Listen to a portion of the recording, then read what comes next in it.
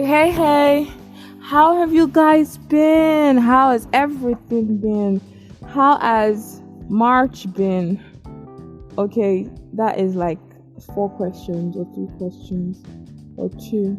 But regardless, I just want to let you know that I am happy to be here. And I know you are happy for me to be back, So if you listen to the last episode, I was welcoming us into the month of March, and I was, I'm emphasizing on the importance of regrouping, reevaluating, and forget how the whole system is, on the 4th month is when you're like quarter evaluation, when I decided to do 3 months, which is what we are gonna do. So now we're like in the last week of March, and do you know what came up to my mind while the whole country was doing whatever they want to do? I mean, if you're in Nigeria, or you watch about Nigeria, because I am really hoping this goes international, so you would realize that, or you would find out that this month was when the governorship elections for each state was going on, and a lot of things happened. If you've been following up, you would know that right now I'm in Lagos. I reside here in Lagos, and Lagos is supposedly a Yoruba country. Should I even say supposedly? I mean, geographically it's in the west, so it's a Yoruba country. And so a lot of things happened that, were just exposed. This year, for like, a lot of things have been really more of the youths are involved in a lot of things, and has just gotten me to see how the elders see us. There's this adage that goes round in my tribe that says, I don't know if it's just my tribe anyway, that says that what the elder sees sitting down, the young person cannot see even if he stands on a tall tree. And so it insinuates that we should listen to our elders really well. But it seems like at this point, the two age gaps, or what do they call them now, century people, like millennial, Gen Z, all those things. Anyway, they say that I believe they need to like sit down and just discuss. But that's not what this podcast is about. I don't do politics. Okay, I do politics, but I don't discuss politics on my podcast fully. Like, I'm not gonna sit down here and start talking about which party did this or which party did that. I won't even mention parties, like their names. But as my topic would tell you, I'm talking about how people justify whatever they do for the end. That people will tell you the end justifies the means. So we're at the end of March, okay? And if you look back at from January to like now, you would see how much progress you've made. And if you made, like, maybe you were able to tick off one, pardon my voice for sounding this way, I feel like I'm choking actually, and I don't even know why I feel like I'm choking. Deep breath. Okay, so if you look back from like the beginning of March to like the ending, there were a lot of things that were involved. I mean, we have 31 days in March. So let's say from 1st of March, you started with something. And now, okay, let's not even use 1st of March. 1st of January. So the first 3 months, we've had 90 days, okay? So if you did a challenge of like 90 days, wow, guys, oh, wow, you're already at the end. So anyway, so 1st of January, you started something, and then towards the ending, you realize you've not been able to achieve like 4, and so you decide to just like scrape it or something. I don't know. I'm just trying to build a bigger picture of how people say the end justified the means. Does it really justify the means?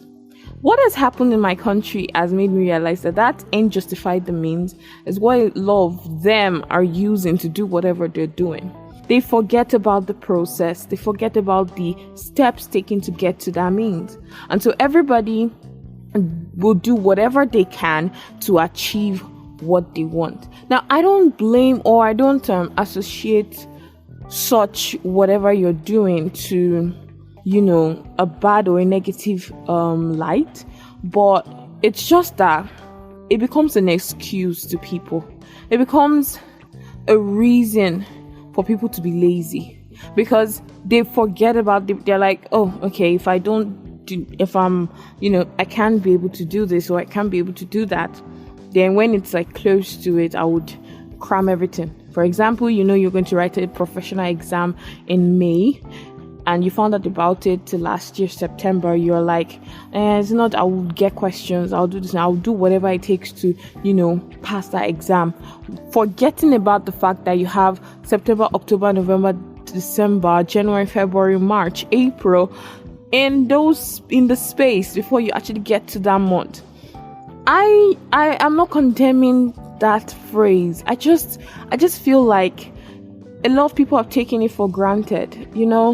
I wanted to actually browse on where that word came out from and why it came out, but then I was like, if I start to do that, I'm sure I'll start getting myself confused, or I'll start seeing from that light. But on this my podcast, apart from sometimes when I actually do research on stuff to give you a better definition, I really just want to talk from the heart. Okay, so when you're going to use that phrase, the end justifies the means, you should really, look at it maybe more than just that moment, because all that happened in March, I really do not want to talk about politics or anything, but right now we've been so, the environment is so political, volatile. Yes, that's the word. So it's really volatile in politics right now for everyone. Like even at work, it is like, before you know it, just because you look a certain way or your skin's a certain thing, they'll just start calling you a particular name. Like I was so shocked when someone asked me, are you Yoruba, Igbo? You look like an LP. And I'm like, what? And she was like, yes, it's because of that song. There's a trend that came up at this time about LP 74 and all that. So because it was an Igbo person that was singing that song, they decided that we should associate everybody with LP as Igbo. So that was what she, jokingly said. I don't even know if it's joking to me. And that's just to tell you or to explain how volatile the environment is for politics. So what just got me was that they all did whatever they could to get the results they wanted. It didn't matter that a lot of things during the process were out of shape.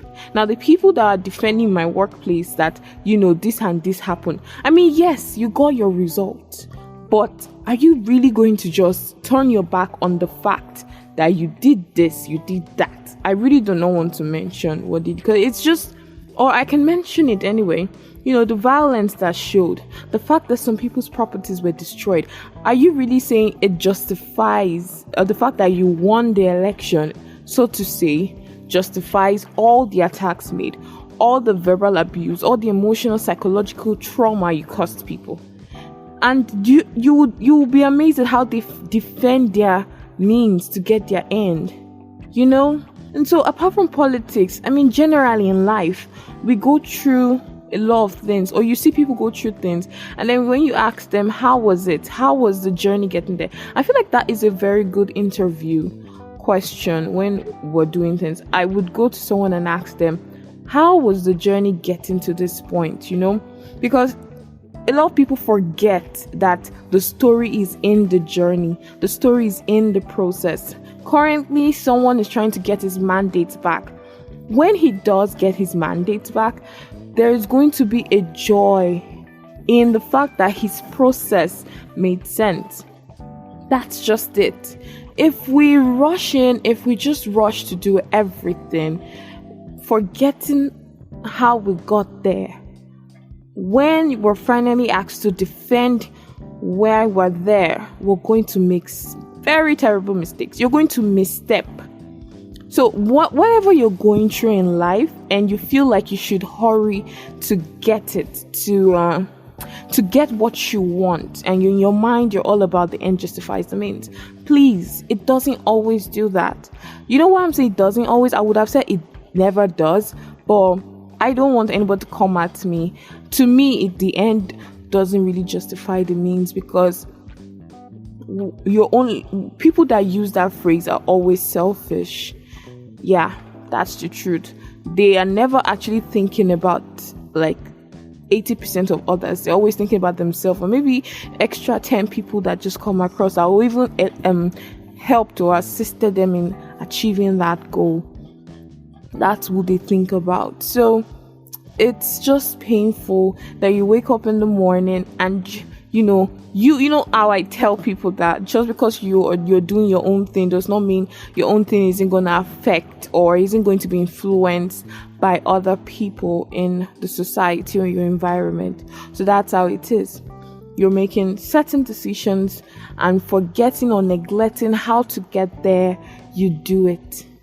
For example, I went to school. Now, I'm a nurse by grace of God, but while I was in school, I was cheating. I was, writing exams. I was just like, the end is I should graduate as a nurse. And so because I should graduate as a nurse, I do whatever I can to graduate as a nurse, regardless of following protocols.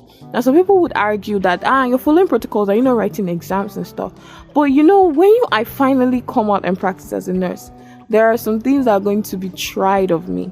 And there is a reason why all those classes, those lectures, the exams were put in place, so that even when I'm tried outside, it won't be tough to handle. I am glad that I did not use that phrase to come out with what I came out as, because I was recently quizzed on while standing during one of my work in the theater, I guess, and I was able to answer, albeit it wasn't as confident as I would like, because I'm always like that when in front of someone that knows more. I'm always scared to pour it out immediately. Then when I see the answer and the person's like, you're right, I kind of allow them to help build my confidence. So what I do is I refuse to be overconfident in my answers, and so when the person is like, you're right, I'm just like putting back the pieces. So because I was able to go through the process, because I was able to go through the journey and everything, I've realized that I get, you just see someone slide into my DM to ask me a couple of questions, because they know that my journey there was not the end would justify the means. So maybe the end would justify the means is not always a bad light. I would actually enjoy or employ you guys to I would employ you guys to tell me, how can the end justifying the means be good? How can it be good? What kind of results or what kind of means are you talking about that would be justified by the end? Okay? Because I really don't know. I 90 days now, and you're like thinking, I should have done this, and then what you do is you just scratch it off. You're like, if it's not there, then it won't be a crime not to have done it. Do you get? So I really just want to know how the end can justify the means, and it will be, a good phrase. So I just really, really want to know how, because in my mind, what I want to achieve is a good thing. Like, I want to win the election to help the so people. I should do this and that. I really do not know how that benefits an overall. I feel everybody that uses that word is just a self for self. So if I'm wrong, I really want to know. If I'm really wrong, please do tell me if I'm wrong, or if I'm right, tell me also. I really just like getting feedback from you guys. And you could give me feedback through Instagram. You just search for Curious Intern and you DM. That's it. I will be glad to respond. I will be glad to share, and I will be glad to learn also. And if, by the way, guys, I just realized that maybe you don't know, I did a podcast with another fellow podcaster. His name is, not his name, but his podcast title is, or podcast name is Unicorn Boy Radio. So Unicorn Boy Radio, we talked about little things that, are not really little. I would confess that I really rambled a lot during that, but you should know by now that I like to ramble about stuff. But it's really interesting, and I would like you guys to go check it out on his podcast. Maybe someday I will bring him over to this podcast, but for now you can listen to that episode on his podcast. So you just search for it on Spotify and you would see it. So till next time, guys, bye. I'm really disturbed, guys. You guys should really tell me. Bye, guys. God bless you.